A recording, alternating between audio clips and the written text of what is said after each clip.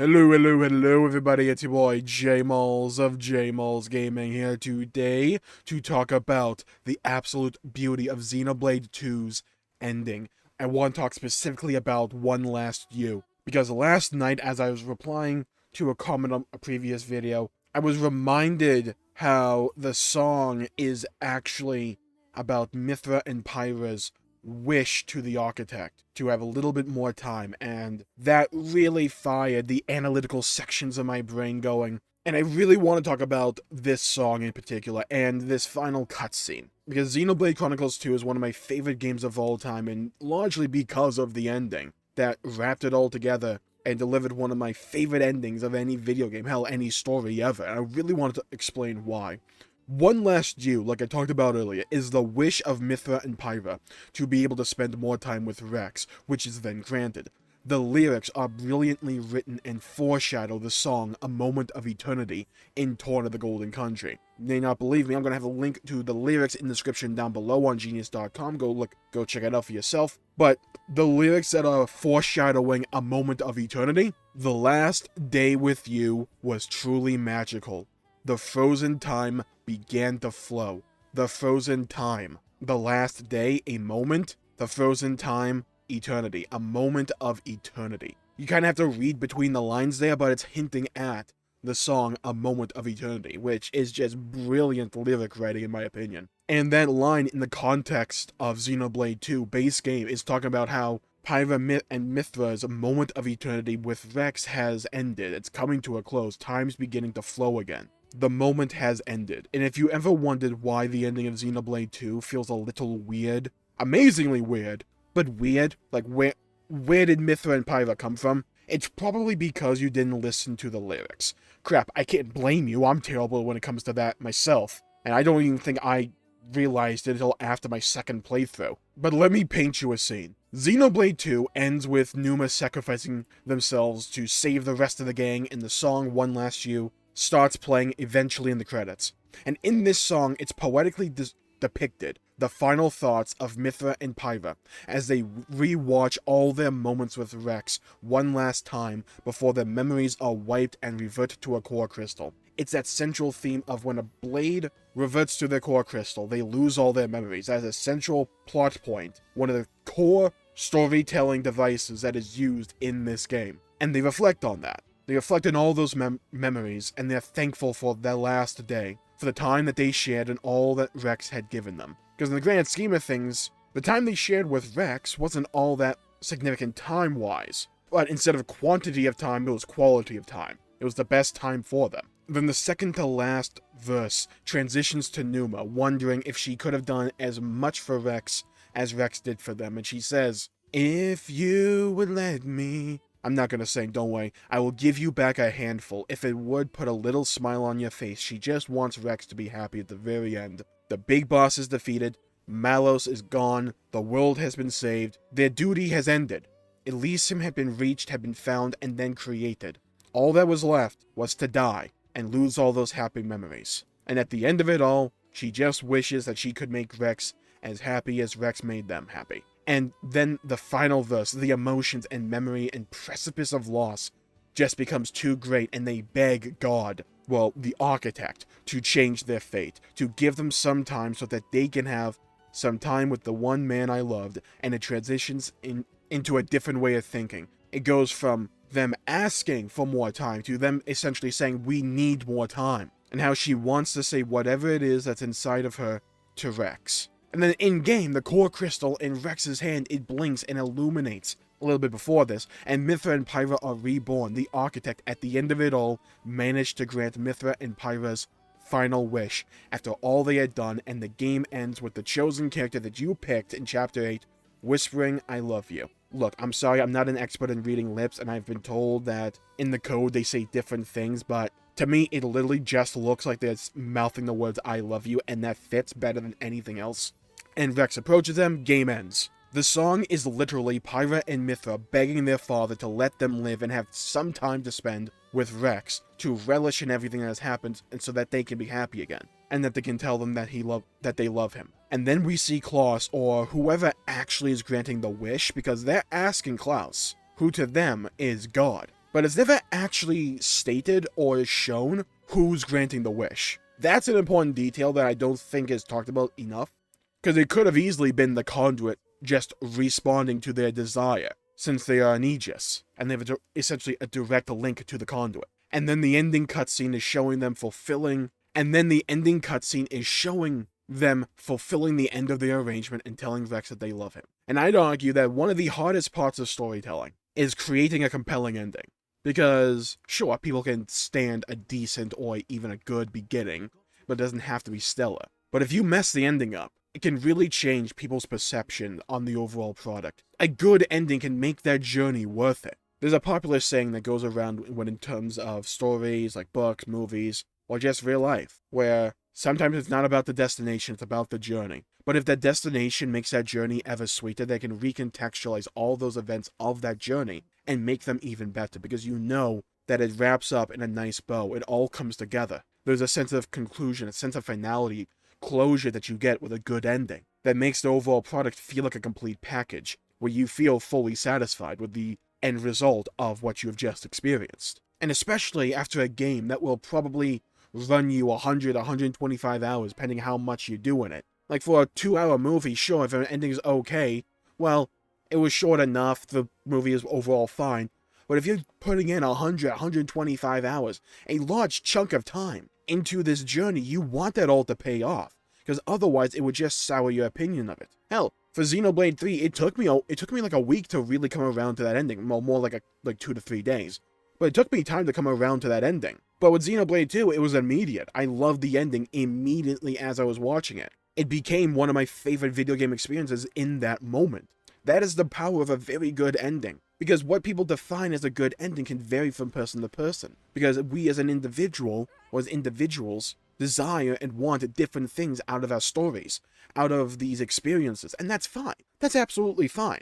There are people that are going to absolutely despise the ending of Xenoblade 2, and that's fine. They didn't get what they want out of the ending. I'm also going to say that an ending not necessarily about getting what you want, but again, it's fine to like and dislike what you like. That's entirely up to you. It's your own perspective, and you're allowed to have those opinions. But when an ending is able to resonate exactly with what you wanted to get out of that experience, and elevates the overall product, that's when an ending really hits for you. And when it can just recontextualize an entire game, and elevate it to a tier even beyond what you thought of it, right before that ending cutscene happened, or that ending fight. That's the power of a good ending. Where a game can go from, yes, this is an A+ game for me, and then you put in an amazing, one-of-a-kind ending on top of that, and that game can easily be elevated to your upper echelons of gaming experiences that you've ever had. That is the power of a good ending.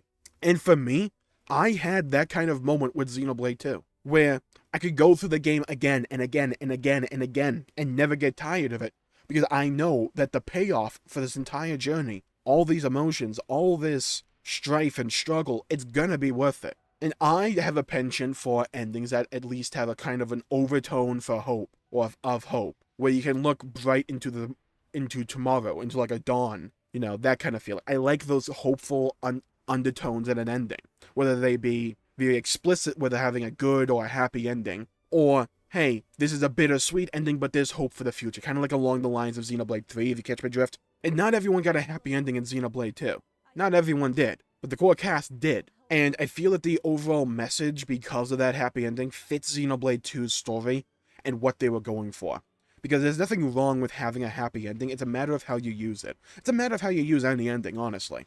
Because it's a puzzle piece, and that puzzle piece needs to fit with the rest of the puzzle. You can have the most beautiful illustration on that puzzle piece, but if it doesn't fit with the story that you have already constructed, then no matter how beautiful the drawing is on that ending, or on that puzzle piece, it's not going to fit, it's not going to work. But if you put it into a greater puzzle that's as beautiful as just that one puzzle piece, and it just brings it all together, that makes the overall experience, that entire thing, worth it. And when you really think about it, for a game that's 100 and 125 hours, how do you end a journey that long? Do you go for a typical farewell that recaps everything that happened as dreams are achieved or hearts are broken and you roll credits? Do you recontextualize everything and have the ending be some grand revelation to the mysteries of the story? There's a million different ways to construct an ending. But Xenoblade 2 elects to rely on two main things, cinematography and music. And in this final cutscene, all that is utilized are the camera angles the art, and the characters' facial expressions, and, well,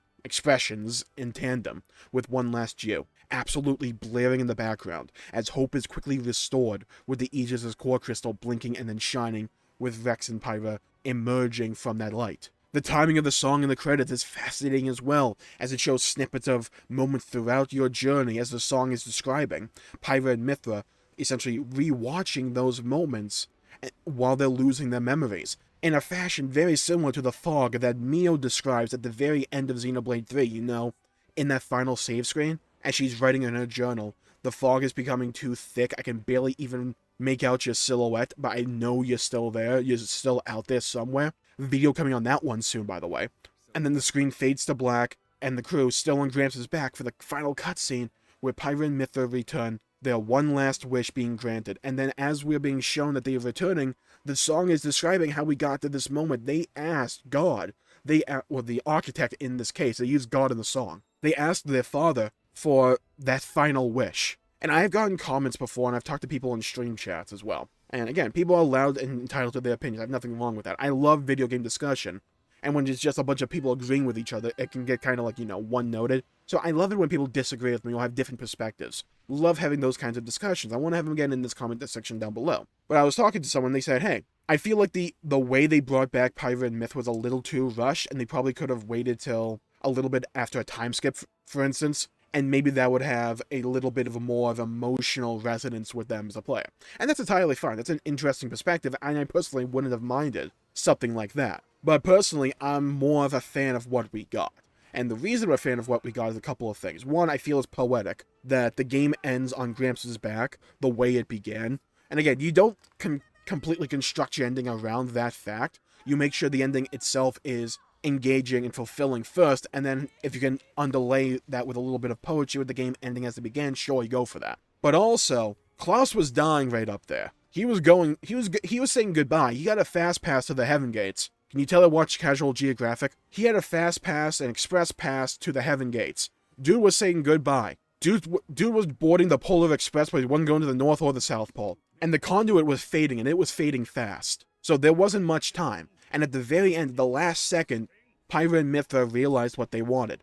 All their emotions boiled over, and they asked Klaus, hey, I know it's selfish, and I know you don't do this, but please make an exception. Give us more time. And at the end of it all, Klaus grants that wish. And the reason I like that, and the reason I think this happy ending is worth it, and fits with the confines of Xenoblade 2's story, is because of what Rex and the crew managed to do for Klaus. Because at the end of it all, when Klaus had lost all hope, and felt that everything he had done in the world of Allrest ended up to be a failure, and that he never was able to find anything resembling redemption, Rex thanked him for giving them all life. And we're going to be talking about that moment again when I talk about the ending in a more fleshed out format, because they don't dwell on that. They really don't. And I'm fine with that. I honestly am, because one of the things about Xenoblade 2 is you gotta read between the lines for a lot of things. But you gotta put yourself in Klaus's shoes here. You mess up so royally that you destroy the universe, and you're left with this barren wasteland. So what do you desperately try and do? You try and bring back life in your own image,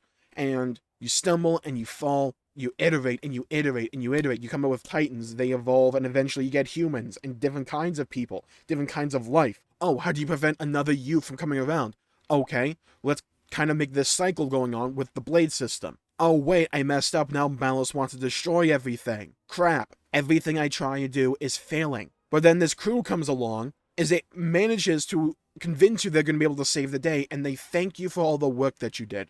All those thousands of years of isolation and loneliness, as you toiled away to try and recreate a world that you had initially destroyed out of your own arrogance. But you were repentant. That probably was the most fulfilling moment of Klaus's life, right there when Rex said those words to him. And when the rest of the crew managed to stop Malus. And as thanks for rectifying his mistakes, he let them have their happy ending. He managed to at least do some good at the very end. He managed to find a little bit of redemption.